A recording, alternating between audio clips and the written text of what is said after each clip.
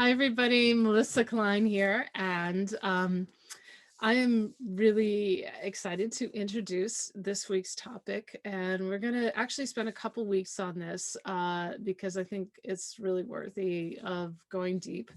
And this is a book by Charlie Mackesy, and it's called "The Boy, the Mole, the Fox, and the Horse."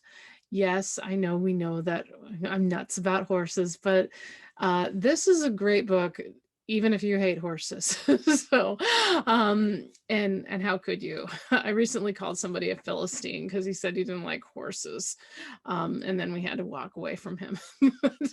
But at any rate, uh, it's it really he just does this beautiful job of distilling things down into the real essence of and really integrating pictures and words, and also for those of you who have been stressing about lettering and handwriting, his writing is kind of hard to read. You can read it, but it's a little bit hard to read, so this should also take a little bit of stress and pressure off of you. This book has sold over 2 million copies now at this point. So there you go. I try to show you good lettering and some techniques, but you can do really awesome without it and create very powerful moving work, which I think is really more important than the commercial aspect of it. And so this week's challenge is about be your own best friend and give yourself, in just one sentence or as few words as possible, uh the advice that you need to hear. All right, so let me run that pat again. Be your own best friend, giving yourself the advice that you need to hear in as few words as possible. So I'm going to walk you through how I came about my phrase, which was, I tend to pack too much into things. I tend to try to overschedule myself. And then I'm like either making heroic efforts and staying up and only getting like 3 or 4 hours of sleep for, weeks at a time to, or doing cringy apologies and feeling very guilty for that, because that fits just perfectly with the whole Catholic-y. I went to a Catholic grade school and absorbed way too much of that stuff. And so I tend to be rushing a lot or feeling bad when I take a little time. So what I started to think about was things like, well, self-discipline, or I'm like, ugh, time management. Ugh, I can't tell you how many time management books that I've read or studied, and they've been helpful, but definitely, but it's still not where I'd like it to be. Um, and those all sounded really judgy. And then I was thought, oh, don't should on yourself. And I like that. A friend had given me that phrase, and in the context of the conversation, I was like, yes, that's awesome. But for this, it felt like still a little bit judgy. I'm telling myself not to do something. It sounds very negative.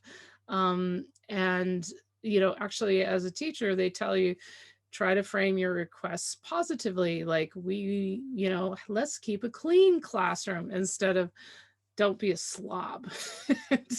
Actually, it's kind of funny because I have used the negative phrasing for comic effect, and also sometimes that's what needed to get through. But in general, it is true. Framing things positively will get you, that phrase, you get more bees with honey than with vinegar. I mean, so there is real truth. And I think a lot of times we are, uh, you know, we can be very motivated by those positive things.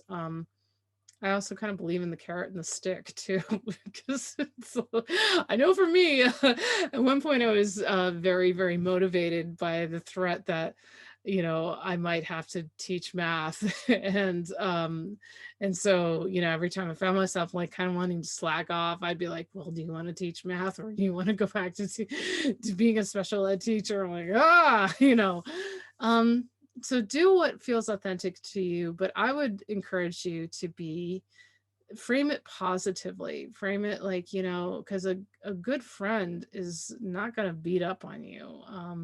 Don't be the bitchy friend. Oh, you're going to wear that.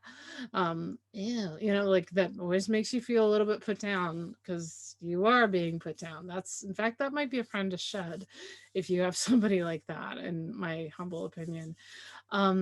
But frame it positively. So for me, I kind of thought a little bit deeper about it and came up with give yourself time. Um, and maybe it could even be own your time, because